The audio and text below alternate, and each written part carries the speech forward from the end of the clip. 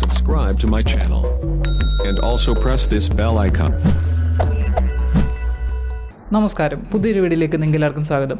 ഇന്നത്തെ വീഡിയോ കൂടെ നമ്മൾ നോക്കാൻ പോകുന്നത്, നമ്മൾ പലപ്പോഴും മൊബൈൽ സ്റ്റാൻഡിന് വേണ്ടി മൊബൈലൊക്കെ ഒരിടത്ത് വെക്കാൻ വേണ്ടി നമ്മൾ സ്റ്റാൻഡ് ഓർഡർ ചെയ്യാറുണ്ട്. ആമസോൺ മറ്റുള്ള സൈറ്റിൽ നിന്നൊക്കെ നമ്മൾ ഓർഡർ ചെയ്യാറുണ്ട്. ചിലപ്പോൾ മാർക്കറ്റിൽ നിന്ന് പോലും മേടിക്കാറുണ്ട്. എന്നാൽ 100, 200, 200 രൂപ 300 രൂപ റേഞ്ച് വരുന്ന ഈ ഒരു സ്റ്റാൻഡ് മേടിക്കുന്നതിന് ഭേദം നമുക്ക് കുറഞ്ഞ ചിലവിൽ വീട്ടിലിരുന്ന് ഈ ഒരു സ്റ്റാൻഡ് നിർമ്മിക്കാൻ സാധിക്കും. നമുക്ക് PVC പൈപ്പ് ഒക്കെ ഉണ്ടെങ്കിൽ, നിങ്ങൾ സാനിറ്ററി ഫിറ്ററിനൊക്കെ യൂസ് ചെയ്തിട്ടുണ്ട്, PVC പൈപ്പ് ഉണ്ടെങ്കിൽ നമുക്ക് ഈ ഒരു സ്റ്റാൻഡ് നമുക്ക് നിർമ്മിക്കാൻ സാധിക്കും. ഏകദേശം ഇതുപോലുള്ളൊരു സ്റ്റാൻഡ് നമുക്ക് നിർമ്മിച്ചെടുക്കാൻ സാധിക്കും. അപ്പോൾ ഈ ഒരു സ്റ്റാൻഡ് എങ്ങനെ നിർമ്മിക്കുന്നതാണ് ഇന്നത്തെ വീഡിയോയിൽ നമ്മൾ നോക്കാൻ പോകുന്നത്. അപ്പോൾ എൻ്റെ ചാനലായിട്ട് കാണുന്നവരെ സബ്സ്ക്രൈബ് ചെയ്യുക, തൊട്ടടുത്തുള്ള ബെൽ ഐക്കൺ ഇനി വിളിക്കുകയാണെങ്കിൽ ഞാൻ ഇനി അപ്ലോഡ് ചെയ്യുന്ന ഓരോ വീഡിയോയുടെ നോട്ടിഫിക്കേഷൻ നിങ്ങൾക്ക് ലഭിക്കുന്നതായിരിക്കും. അതോടൊപ്പം വീഡിയോ ഇഷ്ടപ്പെട്ടാൽ ലൈക്ക് ചെയ്യുക. നമുക്ക് വീഡിയോയിലോട്ട് പോകാം.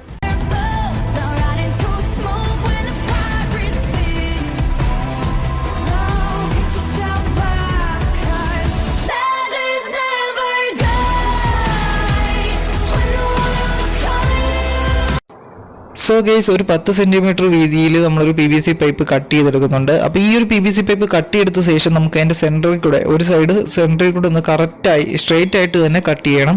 അതിനുശേഷം നമുക്കിത് അയൺ ബോയ്ഡ്സ് ഉപയോഗിച്ച് ടിൻ ഷീറ്റ് രൂപത്തിൽ നിവർത്തിയെടുക്കണം. അതിനുവേണ്ടി നമ്മൾ ചെയ്യുന്നത്, ഒരു ക്ലോത്ത് എടുത്ത് നമ്മൾ PVC പൈപ്പിൻ്റെ മണ്ടയ്ക്ക് വിരിച്ചിടുക. അതിനുശേഷം നമ്മൾ PVC പൈപ്പിൻ്റെ ഒരറ്റം നമ്മൾ കൈകൊണ്ട് പിടിച്ച ശേഷം ഒരു സൈഡ് നമ്മൾ അയൺ ബോയ്ഡ്സ് ഉപയോഗിച്ച് തേച്ച് കൊണ്ടുവരിക. അങ്ങനെ നല്ല രീതിയിൽ അയൺ ചെയ്ത് വിടുക.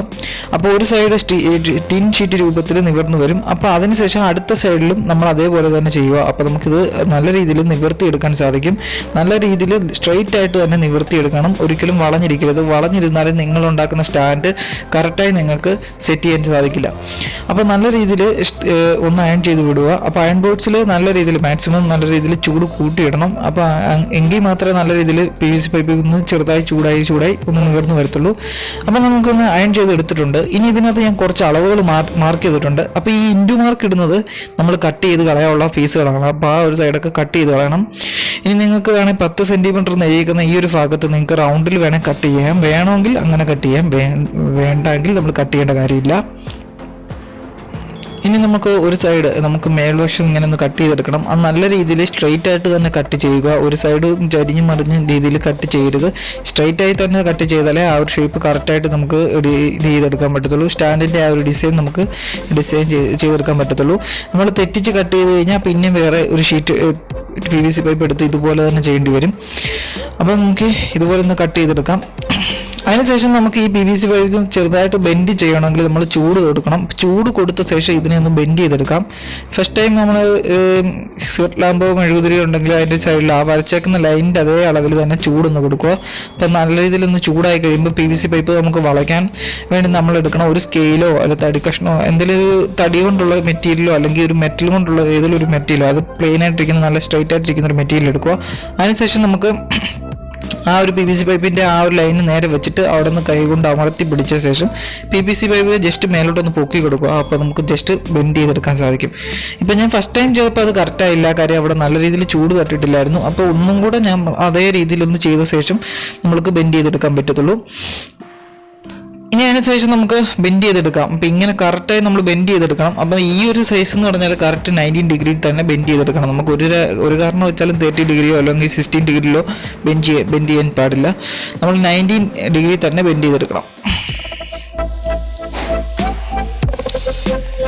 അതിനുശേഷം നമുക്ക് അടുത്ത സൈഡ് ഇതുപോലെ തന്നെ ഓരോ സൈഡുകളും ബെൻഡ് ചെയ്തെടുക്കണം. അപ്പം ഞാൻ ഈ വീഡിയോ കാണിക്കുന്ന അതേ ഷേപ്പിൽ തന്നെ നിങ്ങൾ ബെൻഡ് ചെയ്തെടുക്കണം. എങ്കിലും നിങ്ങൾക്ക് സ്റ്റാൻഡ് കറക്റ്റായിട്ട് ഒരു സൈഡത്ത് പ്ലേസ് ചെയ്ത് വെക്കാൻ പറ്റൂ. അതുപോലെ ഫോൺ ഹോൾഡ് ചെയ്തിരിക്കുന്നിടത്തും കറക്റ്റായി നിങ്ങൾ ബെൻഡ് ചെയ്തിരിക്കണം.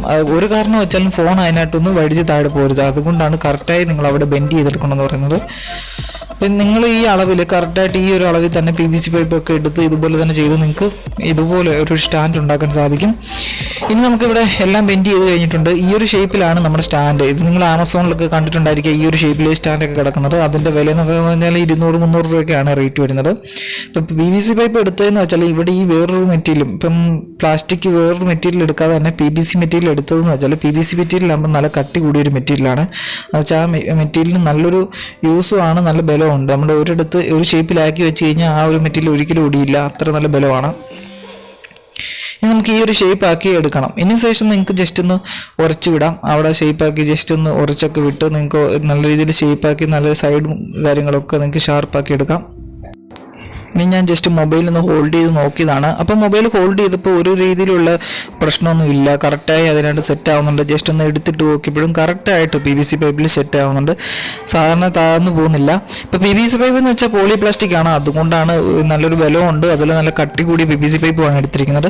അപ്പം ഞാൻ ജസ്റ്റ് ഒന്ന് ഉറച്ചു വിട്ടിട്ടുണ്ട്. അപ്പോൾ ഇതാണ് PVC പൈപ്പിൻ്റെ അളവൊക്കെ. നിങ്ങൾക്ക് എങ്ങനെയാണ് ആ ഒരു പൈപ്പിൻ്റെ ഭാഗങ്ങളൊക്കെ കട്ട് ചെയ്യേണ്ടതെന്ന് വെച്ചാൽ ഇതിൻ്റെ അളവൊക്കെ ഇതാണ്.